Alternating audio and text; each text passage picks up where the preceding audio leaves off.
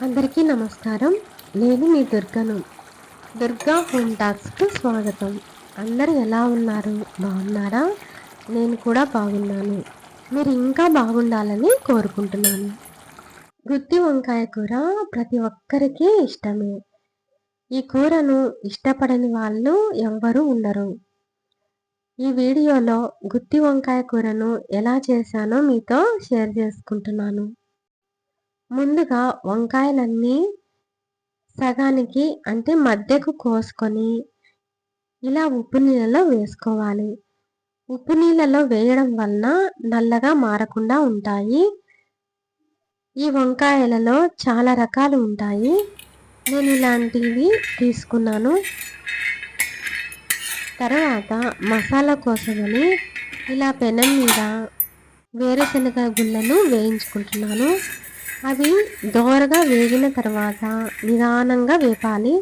అవి వేపిన తర్వాత ఒక స్పూను మినపప్యాళ్ళు, ఒక స్పూను శనగప్యాళ్ళను ఇలా వేసుకొని దోరగా ఫ్రై చేసుకుంటున్నాను. ఈ దినుసులన్నీ మాడిపోకుండా కలబెడుతూ ఉండాలి. ఇవన్నీ సన్నని సెగ మీదనే వేపుకోవాలి.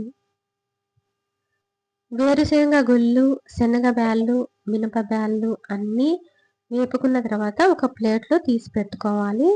తర్వాత అదే పెనంలో కొంచెం జీలకర్ర, ధనియాలు, కొంచెం మెంతులు వేసి వేపుకుంటున్నాను. ఇవి కూడా సన్నని సెగ మీదనే వేపుకోవాలి. తర్వాత ఈ దినుసులు వేపిన తర్వాత తీసి పక్కన ప్లేట్లో పెట్టుకున్న తర్వాత అదే పెనంలో కారానికి తగినన్ని మిరపకాయలు, ఎండు మిరపకాయల్ని కూడా వేయించుకుంటున్నాను. ఈ దినుసులన్నీ చల్లార్చుకోవాలి. మనం వేపిన దినుసులన్నీ చల్లారిన తర్వాత ఇలాగా మెత్తగా మిక్సీలో వేసుకొని గ్రైండ్ చేసుకోవాలి. మిక్సీలోనే వేసుకోవచ్చు లేదా రోట్లో అయినా దంచుకోవచ్చు.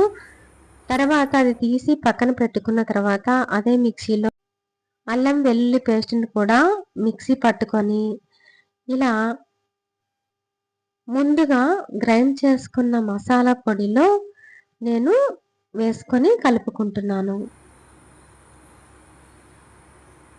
తర్వాత బాండి పెట్టుకొని అందులోకి తగినంత ఆయిల్ వేసుకుంటున్నాను. ఆయిల్ కాగిన తర్వాత ఉల్లి తరుగును, కరివేపాకును అన్నీ రెడీగా పెట్టుకున్నాను.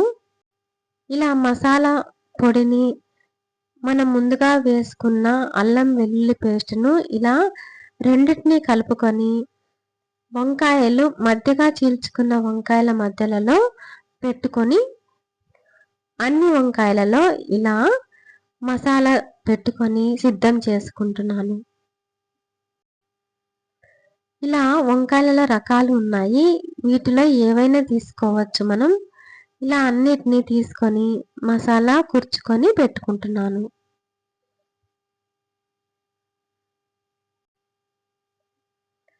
మిగిలిన మసాలా ముద్దను ఇలా పక్కకు తీసి పెట్టుకుంటున్నాను.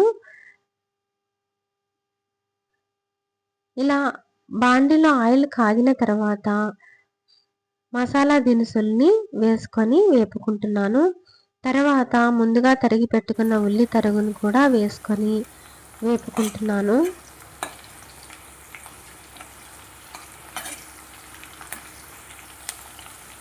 మంటను మీడియం ఫ్లేమ్లో పెట్టి ఇలా వేపుకుంటున్నాను.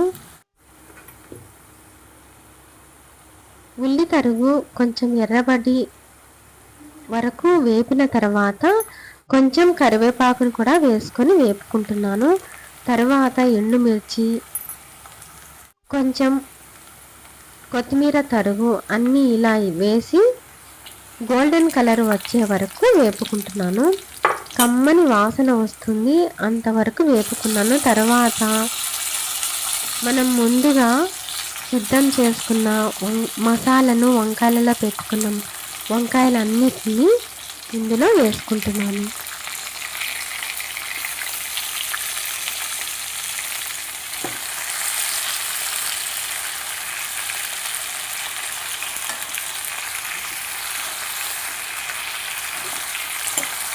అన్నిటినీ వేసుకున్న తర్వాత ఇలా మధ్య మధ్యలో కలియబెడుతూ ఉండాలి. కొద్దిసేపు కలియబెట్టిన తర్వాత మధ్య మధ్యలో మాడిపోకుండా కలియబెడుతూ మూత పెట్టుకొని మగ్గించుకోవాలి. మధ్యలో మూత తీసి మళ్ళీ కలబెట్టాను. తర్వాత ఒక అర స్పూన్ వరకు పసుపు వేసుకున్నాను. తర్వాత రుచికి సరిపడా ఉప్పును కూడా వేసుకున్నాను. మొత్తము కలిసేలా కలుపుకోవాలి.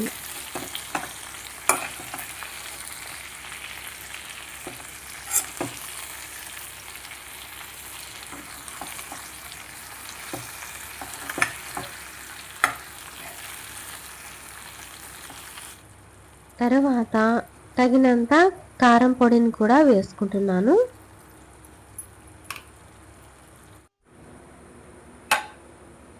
మనము మసాలా పట్టుకున్నాము కదా ముందుగా, అది మిగిలినది ఇప్పుడు వేసుకోవాలి. తర్వాత మసాలా పొడిని కూడా ఒక స్పూన్ వరకు వేసుకుంటున్నాను. ఈ సమయంలోనే మనకు పులుసుకు కావలసినంత నీళ్ళను కూడా వేసుకోవాలి.